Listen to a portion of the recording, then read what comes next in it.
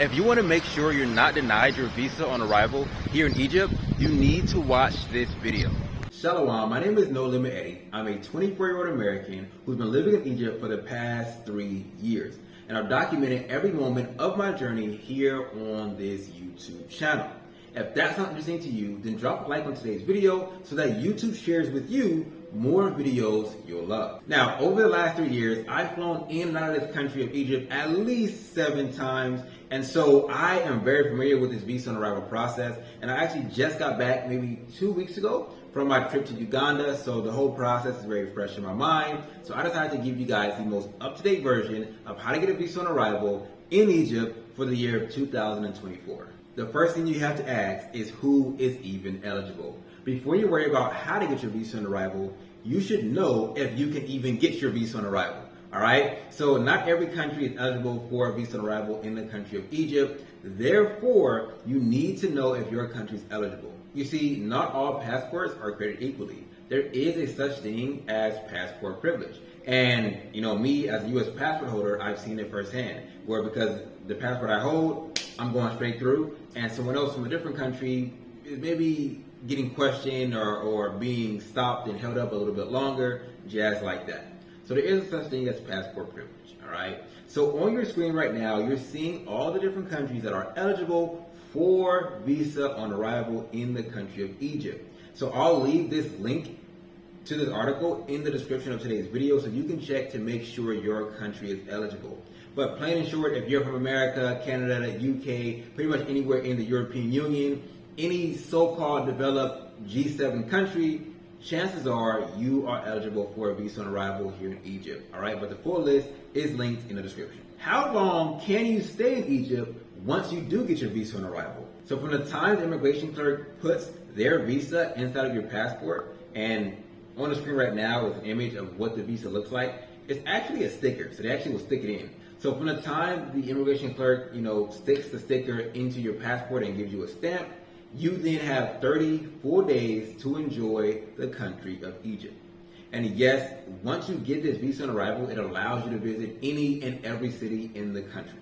If you're like me and you prefer staying in countries for a little bit longer than 30 days, you do have the option to extend your visa. Now, this video is not about how to extend your visa once you arrive in the country of Egypt, because that is a process in itself. But if you are interested in how to do that, you can send me a DM over on Instagram. But besides extending your visa inside the country once you arrive, there's something else you can do to stay longer in Egypt while still at the airport.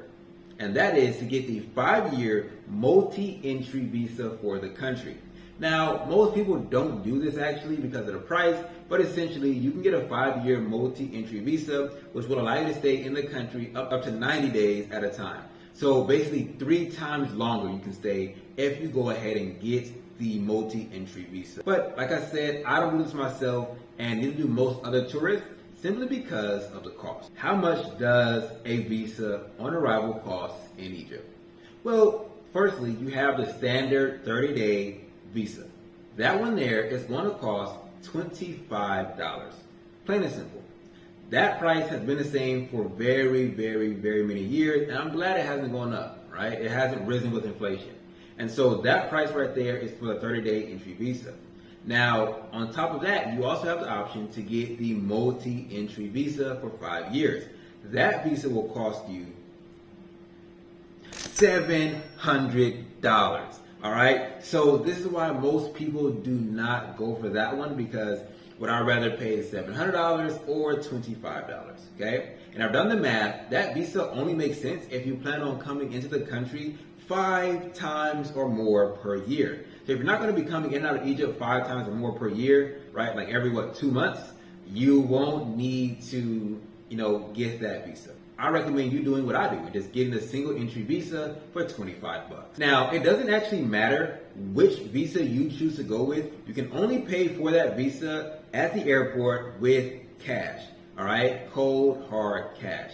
And they only accept 3 different currencies, okay? So you're not going to be paying with a check. You're not going to be paying with a debit or credit card. You're not going to be paying with a wire. You're not going to be paying with anything besides cold hard cash in one of these 3 currencies: US dollar, the British pound, or the euro. Those are the 3 different currencies they accept. okay? And you do buy these visas at a bank inside the airport. So if you bring a euro or you bring a British pound, don't worry, they will be able to convert it to US dollar and give you your change back and things like that. In case you're wondering, because I always wondered this, no, you cannot pay for your visa with Egyptian pounds, not at all. They will not accept their very own currency when issuing visas in their own country. Okay, I don't know why, but that is a process that they do. So no, you cannot use Egyptian pounds to pay for your visa. So I do recommend that because you have to pay cash, depending on the country you're flying from, just go to the ATM, go into the bank, and bring that cash with you. Have it in your pockets, have it in your pants, have it in your purse, whoever you are, depending on what gender, all that type of stuff. Wherever you keep your money, just have it already on you, physically cash, before you fly out. Now, if you're wondering, how did I move out of America and still maintain to afford my life without a 9-to-5 job? Well, this video is for you. By the way, it's Eddie here. It's super loud. I'm in the airport right now, but I just wanted to give you guys a quick message. For those of you guys who are like, okay, I'm in the airport, like I said. How do you travel? How do you do the things that you're doing without ever talking about going to work, without ever talking about having to clock in or clock out for your job or have to ask for time off? Well, I created a free training. It's 10 minutes long and it's in the description of my video. If you always wanted to know how to make money online, well, now is a really good time to learn. Click the link in my description and put your name and email in and watch the free training. Okay, so now you know your country's eligible. You know exactly how much it costs, exactly how long it lasts. The next thing you need to know is, well, what documents do you need to bring? So the first thing you need is your passport. Of course, you can't fly without a passport, okay? So you need your passport. Second thing you need is your capital. You need to have that money on you because you will not be able to pay your visa without that cash. So you need your passport, the money. What else do you need? Depending on the country you're coming from, you might need a yellow fever vaccination card. So if you're coming from a developed nation, America, Canada, UK, you will not need a yellow fever vaccination card. But if you're coming from a lot of other countries where maybe mosquitoes are more common, yellow fever is more common, they will require you to have a vaccination card. So when I came in from Uganda, they requested me to have a yellow fever vaccination card. Okay, but when I flew in from Turkey, they did not.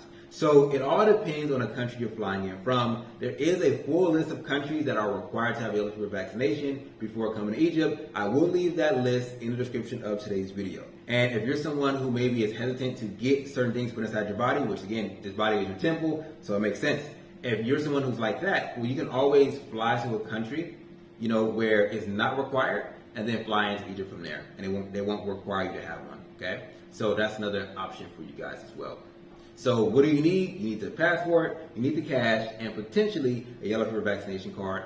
Full list of countries that need that are linked in the description. You know everything. The only thing you don't know is what exactly is the problem. You know your country's eligible. You have the money on. You got the passport. Okay, you got everything that you need. Well, here is what you need to do. So when you're on a plane, at some point during the flight, the stewardess are going to start coming around and handing out arrival cards. Okay, arrival cards are very common in many countries that I've gone to. It just kind of states like who you are and why you're visiting the country. So at some point during your flight, they're going to hand out arrival cards. If you happen to be asleep and you miss the stewardess handing them out, it's not a problem. There are tons of those things inside the airport at a table right in front of the actual immigration counter. So there will be more inside the airport if you for some reason, forgot it or you were asleep, okay? The only thing though is there will not be any pens available for you. So bring a writing utensil, in particular a pen, with you in your bag, in your fanny pack, in your purse, in your carry-on. Always bring a pen when you're traveling. You will need one of those. On the arrival card, they'll ask you for very basic information like this. So this is it right here. So you just got to fill this out based upon where you're coming from. So it's all the stuff is in your passport. Once you fill out this card, you go to one of the bank kiosks inside of the airport. There's usually like a national bank of Egypt that you can go to, and you say, hey, I want to buy a visa. You then say, he'll say, okay. He tells you how much money it is, you give him the money, and he'll give you a sticker, okay? Now this sticker, do not peel it off and stick it in your passport yourself, because that is your visa. Do not do that. So when I give you the sticker, hold on to your sticker, hold on to your arrival card, hold on to your passport. The immigration clerk that you're gonna go to, and if you see in this photo right here, it kind of looks like the grocery store checkout lines. That's the immigration counter. So you're going to go to the immigration counter, give them your passport, you're going to give them your arrival card, and you're going to give them the visa, the sticker. You're going to give them all that information, okay? And then once you give them that information, then they're going to first identify your identity.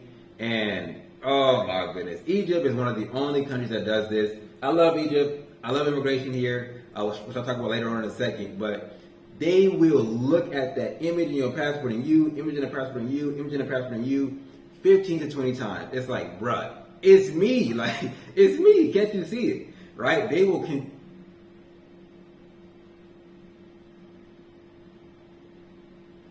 so many times. It's like, bruh, like, it's 5 minutes. Like, can you not verify this is me? And so they will do that a lot. Okay, so just be prepared. I've warned you. Okay, but after they verify your identity, then they'll flip it open to an empty page, put your sticker in there, give it a stamp, and you're good to go. Okay, after that, you can enter out to baggage claim, pick up your bag, get in a taxi, get in the Uber, get in your friend's car, depending on your situation, and you're in the country of Egypt. Okay, like that is the updated process of how to get a visa on arrival in Egypt for 2024.